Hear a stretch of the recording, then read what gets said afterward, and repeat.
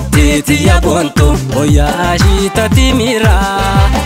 ergana boji te hulle ono harka khetinjira chalala tenzi kaba me khona ulte bulten turinara chalala tenzi kaba me khona ulte bulten turinara orom tita ya bona ya mulisa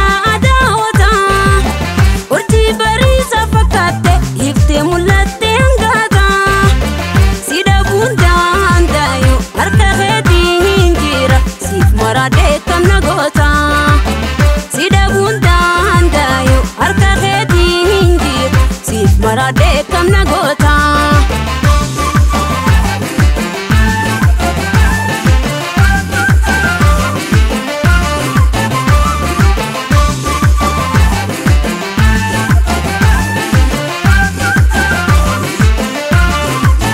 alashan kurtoleramis ya dima birki Hetu si falo la buta ya kulle tofegi si jalatu ya gocha fi jatan lali arki ansi malen kabubona khodi si shaki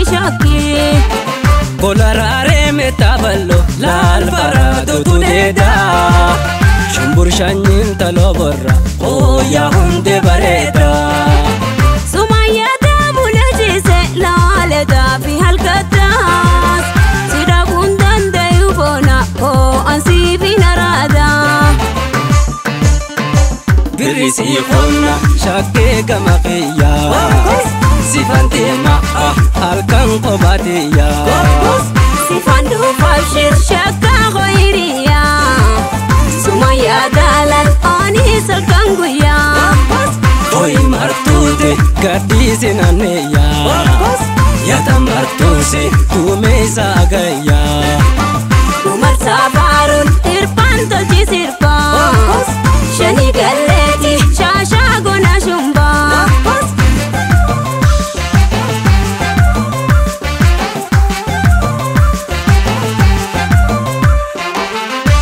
titi ya bonto oya ashita timira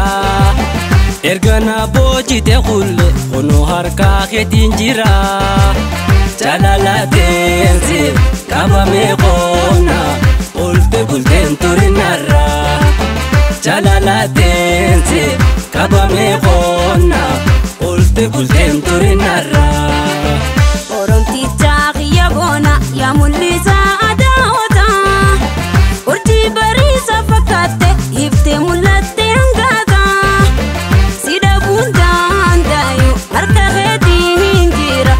Marade kamna gota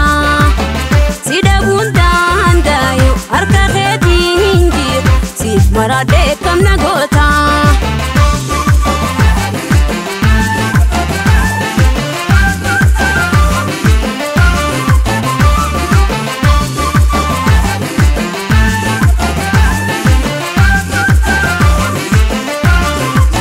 dargaggeessi biyya wanti laaletu si marata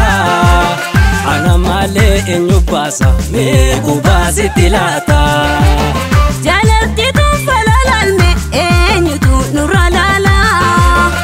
anis kannaaf teessii barnamuu qalaqala bishaan haroo haramaya laal bal'aate mul'ata kashti dubro biyyatiyya yaa ililli jannata bishin gambara namuirran laal tole fandishini konna bu'ii sirbi gurbe ni dabarti moosini birrisi konna shakkee gamaqiyya sifanti ma'a halkan qobatiya sifandu fashir shakka ghairiya sumaya dalal anis alkanguya hoy martude gadisi naneya ya tamartusi tu mesa gaya umar safarun irpanto jisirpa shani galeti shasha gona shumba birisi khonna shakke gamaqiya sifanti ma'a halkan qobatiya sifandu fashir